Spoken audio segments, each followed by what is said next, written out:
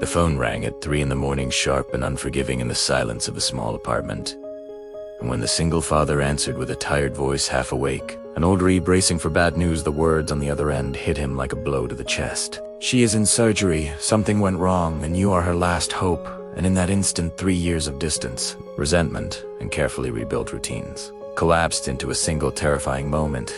because this was the woman he had divorced after loving her deeply and losing himself in the slow erosion of trust. The woman whose absence still echoed through his life, even as he worked overtime shifts, packed lunches, and tucked his child into bed each night, pretending everything was fine. And as he drove through empty streets toward the hospital with his hands shaking on the steering wheel, memories flooded back, uninvited, of late nights, arguing over money and dreams deferred. Of promises made too young and broken too quietly of the day they signed papers and agreed it was better this way, even though neither of them truly believed it. And now, standing under harsh fluorescent lights outside an operating room, he was confronted with the weight of a decision he never imagined would return, because the nurse explained in careful, measured words that there was a complication,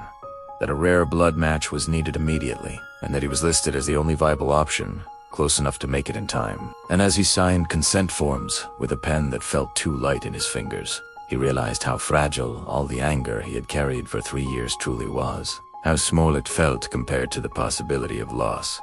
And while he waited, pacing a corridor that smelled of antiseptic and quiet fear, he thought about the ordinary life he had built from the wreckage, the early mornings, the exhausted evenings, the moments of pride and loneliness that defined his days. And he wondered whether showing up now meant reopening wounds he had spent years learning to live with. Yet when the surgeon finally spoke to him,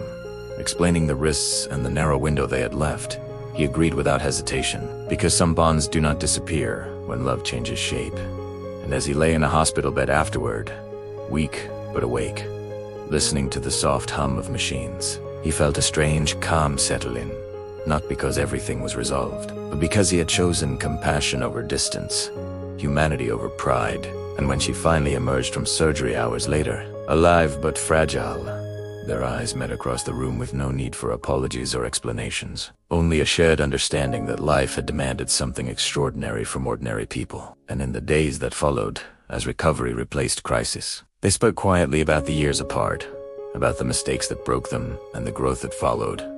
Not as a couple trying to reunite, but as two people honoring the history that still connected them. And when he returned home to his child, exhausted yet steady, he realized that the call at 3 in the morning had not dragged him backward, but had carried him forward into a deeper understanding of love, sacrifice, and resilience, proving that sometimes the most powerful moments in life arrive without warning, asking not for perfection, but for presence, and leaving behind a truth that lingers long after the fear fades. That being someone's last hope is not about obligation, but about choosing to act with dignity when it matters most. And even after the hospital lights dimmed and the crisis passed, the meaning of that night continued to unfold in quiet, unexpected ways. Because weeks later, when she was strong enough to walk on her own, they met again in the same neutral space where their lives had once unraveled, not to revisit the marriage that ended, but to acknowledge the people they had become since. And he spoke about the long nights sitting at the kitchen table after his child fell asleep, wondering if he had failed as a husband even while learning how to succeed as a father. While she spoke about the loneliness that followed the divorce, the pride that kept her from asking for help, and the fear she felt on that operating table when she realized the person she once loved might be the only one who could save her. And in those conversations there was no bitterness left, only honesty shaped by hardship. And slowly they discovered that while the marriage had not survived, the respect between them had matured into something quieter but stronger, something rooted in shared history and mutual care. And when he walked away from that final meeting, watching her disappear into the crowd of ordinary life, he felt no regret, only gratitude for the chance to do the right thing when it mattered most. And back at home, as he tucked his child into bed and listened to steady breathing fill the room, he understood that the 3 a.m. call had not been about rekindling the past or rewriting mistakes, but about proving to himself that hardship had not hardened his heart, that he was still capable of showing up fully, even for someone who was no longer his. And that realization stayed with him long after, shaping the way he loved, forgave, and lived.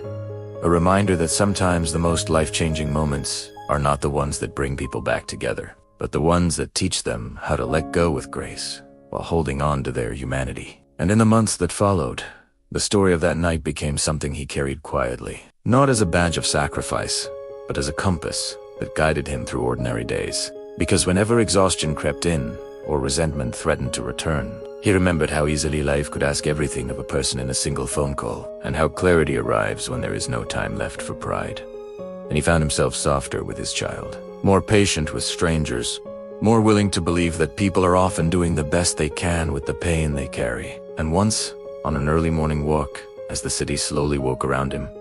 he realized that the 3 years after the divorce had not been a failure, but a preparation, shaping him into someone capable of answering that call without bitterness or fear. And though their paths only crossed occasionally after that, always with a quiet nod and a shared understanding, he knew that what connected them now was not loss, but dignity. Not obligation, but choice. And as time continued forward, that night remained a turning point, not because it changed their relationship, but because it revealed the depth of his own humanity, proving that even when love ends, compassion can endure, and that sometimes being someone's last hope is not about saving a life in a hospital room, but about saving the best part of yourself, the part that chooses courage, kindness, and grace when the world goes silent and the phone rings at 3 in the morning. And years later, when life finally settled into a gentler rhythm and the sharp edges of those hard seasons softened into memory, he would sometimes think back to that night not with fear, but with a quiet sense of meaning, because it marked the moment he understood that love does not disappear just because a relationship ends. It simply transforms. And standing in his kitchen one evening, watching his child laugh freely, safe and growing, he recognized that the greatest legacy he could pass on was not a perfect story, but an honest one, where pain did not erase compassion and endings did not cancel responsibility. And he realized that answering that 3 a.m.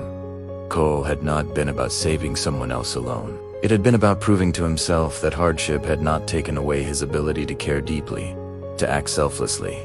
to rise when it mattered most. And in that realization there was peace,